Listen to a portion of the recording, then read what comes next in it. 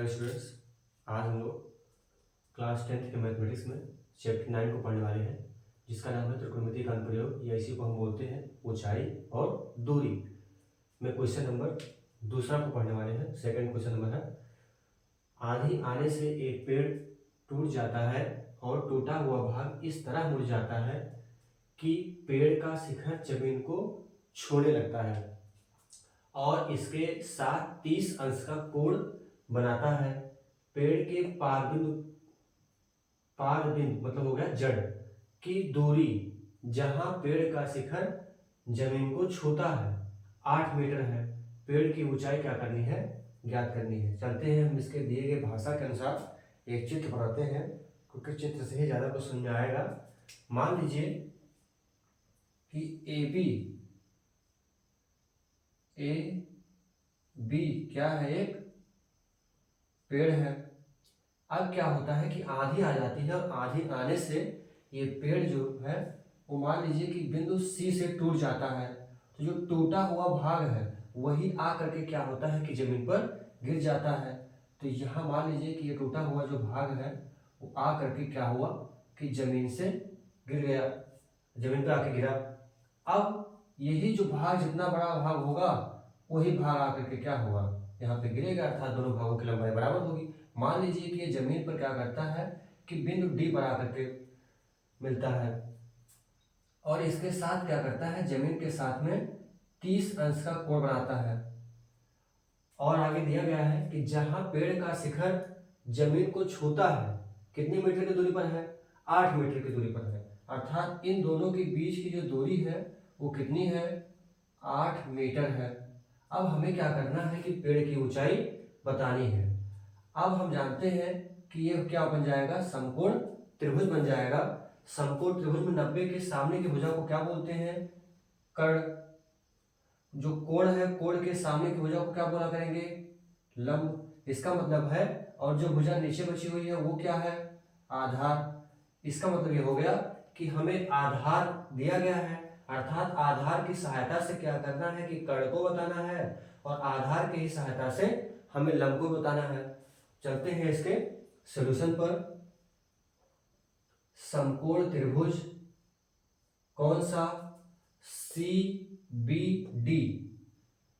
समकोण त्रिभुज C B D में हम आधार की सहायता से अगर कर्ण निकालना चाहते हैं तो आधार और कर्ण से संबंधित फार्मूला लगाएंगे तो आएगा कास, क्योंकि कास का फार्मूला होता है कास थीटा बराबर कितना, तो कहेंगे आधार बटे क्या, कर्ण हो जाएगा। और यहां से अगर हम देखें तो हमारे पास में थीटा का जो मान है वो 30 अंश है, तो आ जाएगा कास 30 बराबर आधार। आधार कितना है तो बोलेंगे क्या, BD बटे कितना, कर्ण। कर्ण कौन सा इसका है, DC। अब यहां से आप देख पा रहे होंगे कि कास 30 का जो मान होता है वो है √3/2 और BD का मान कितना है, चित्र से देखिए तो आप पाएंगे क्या, 8 है। और यहां से आ जाएगा DC, तिरछा गुणा कर देते हैं तो आ जाएगा √3 गुणे DC बराबर 2 गुणे 8। या यहाँ से अगर हम DC की बात करते हैं तो ये हो जाएगा 8 × 16 और ये अंडर रूट कितना हो जाएगा, 3। क्या बोलते हैं इसको, समीकरण नंबर 1 बोल रहे हैं। फिर देखिए चित्र क्या बोल रहा है कि जो भाग AC है वही भाग DC है। इसका मतलब यहाँ है कि यहाँ पे हम बोल सकते हैं आगे जाके कि चित्र से क्या कहा जा रहा है कि जो भाग AC है वही भाग DC है और DC भाग की लंबाई कितनी है, 16 बटे √ कितना, 3 मीटर। फिर क्या चलते हैं आगे, और हम क्या करेंगे कि आधार की सहायता से लंब को बताने का प्रयास करेंगे। तो पुनः समकोण त्रिभुज कौन सा, CBD। CBD में हम क्या करेंगे कि आधार और लंब से संबंधित फार्मूला लगाएंगे। तो हम जानते हैं कि क्या होता है, tan थीटा बराबर लंब बटे आधार हो जाता है। तो यहां से लगा देंगे कि tan थीटा बराबर क्या आ जाएगा, लंब बटे आधार। और यहां से थीटा का मान हमारे पास कितना है, 30 अंश है। लंब कितना है CB और आधार कितना है, देखिए तो मिलेगा क्या BD। अब यहाँ से tan 30 का मान जानते हैं कितना होता है 1/√3। CB का मान हमको बताना है, BD का मान इसमें दिया गया है कितना 8। अब क्या करेंगे, तिरछा गुणा कर देंगे तो आ जाएगा यहाँ से √3 गुणे CB बराबर 8। हमको CB चाहिए तो ये गुणे में है, इसको दूसरी तरफ भेजेंगे बराबर का तो आ जाएगा भाग में आ जाएगा 8/√3। और इसको क्या बोलते हैं, समीकरण नंबर 2 बोल दे रहे हैं। हमें क्या करना है कि पेड़ AB की ऊंचाई बतानी है। पेड़ किसकी, AB की ऊंचाई अगर हम ध्यान से देखें तो A से लेके B तक की दूरी हमको जानी है। तो क्या चलेंगे, कहाँ से A से चलेंगे C पर, फिर C से कहाँ चलेंगे B पर, तो हम पहुंच जाएंगे कहाँ से A से लेकर के B। A से कहाँ पहुंचे C पर, फिर C से कहाँ जाएंगे B पर जाएंगे। अब हमारे पास में क्या है कि समीकरण 1 को ध्यान से देखिए और 2 को ध्यान से देखिए। तो DC बराबर किसके है, AC के है। इसको समीकरण 1 ना बोल करके इसको बोल दे रहे हैं 1। तो आप पाएंगे कि समीकरण 1 और 2 से देखिए तो AC का मान मिल रहा है 16/√3 और BC या CB का मान मिल रहा है कितना 8/√3। इनका मान ला के रखते हैं कहाँ से, समीकरण 1 हुआ किससे 2 से। AB बराबर कितना हो जाएगा, AC का मान रखेंगे तो कितना है 16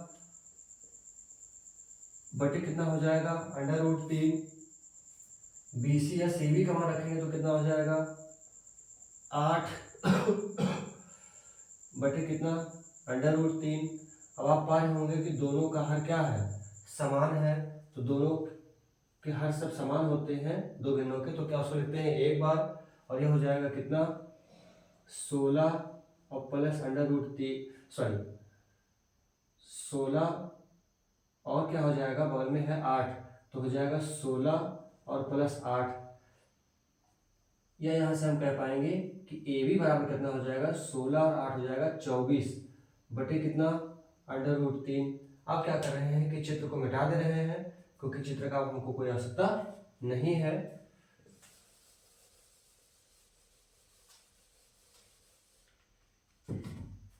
ये लिखा हुआ था पेड़ AB की ऊंचाई। अब हम चलते हैं इसका हर का परिमेयकरण करेंगे आगे जाके।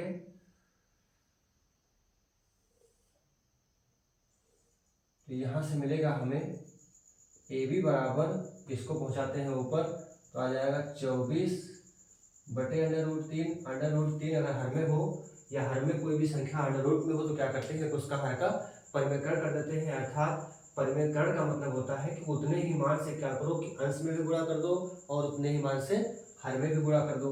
तो यहाँ से हो जाएगा √3 फिर बटे कितना हो जाएगा √3। अब AB बराबर कितना हो जाएगा, इसका गुणा करेंगे तो जो भिन्नों का गुणा होता है अंश का गुणा अंश में, हर का गुणा हर में हो जाएगा। तो आ जाएगा 24 √3 और नीचे अंडर का गुणा √ में ही करेंगे तो क्या होता है कि √ हट जाता है और जो उसके अंदर संख्याएं लिखी होती हैं समान संख्याएं वही संख्या आ जाती है। तो कितना हो जाएगा यहाँ से 3। अब इसको क्या करेंगे कि कैसे कर देंगे तो आ जाएगा 3 × 3 और 3 8 कितना हो जाएगा 24। अब यहाँ से AB बराबर कितना हो जाएगा 8 √3 और आगे क्या मीटर।